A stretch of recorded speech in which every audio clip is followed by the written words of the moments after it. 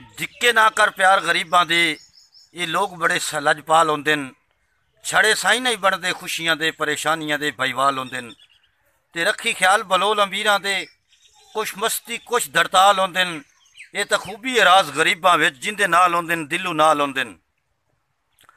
वदा प्यार भी चढ़दा है ठेके ते, गए इंज दे बदल हालात। गड्डी होर कि ना चाह होर गए रहे कुछ दे कई दिन रात। ते मारे इश्क दे रोंदे गलियां विच देवे कौन फरीद खरात। पई मुकदी खेड वफावां ते पैसे नाल हुंदी गल बात।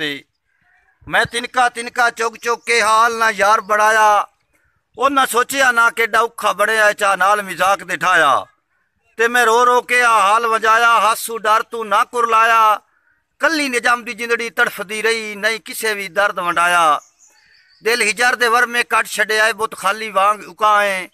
डट्ठे पे हैं यार दे रावां ते सरकार दी नज़र उताए। ते भावें जितने जतन असी लेंदे रहे, और आई हरदम ढोल दी ना है। आरिफ नजम दे सदमे मुक जांदे, कदी सजन च करदा हाँ है। बेली गैर बना के पग बन लईने, भुल गए ओ संगत पुरानी। चलो मैं तो अपनी भोग लईसा, तेरी ठोकना अगली रानी। ते जिवें मैं ते रोब सटेंदे हाए, उन्ना एक भी काई नहीं सानी। आरिफ नजम तू मुख पर ता गए, ओ बड़ी वधी ये शक्ल निमाणी। इस ईद फितर ते खुश कीता इंशाअल्लाह होवी उम्र दराजे। दिल खुशियां विच सैराब होया, पड़ी भज भज फरज नमाजे। ते होए मिस मनसूबे गैरां दे गए खुल पूशीदा राजे।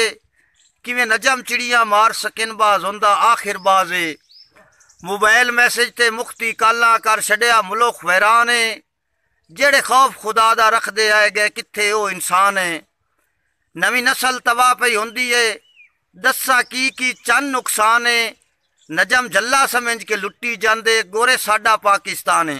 तमाम दोस्तों से गुजारिश है कि हमारे चैनल साकिब चैनल को ज़रूर सब्सक्राइब करें, लाइक करें और दोस्तों में शेयर करें। तावन दा शुक्रिया।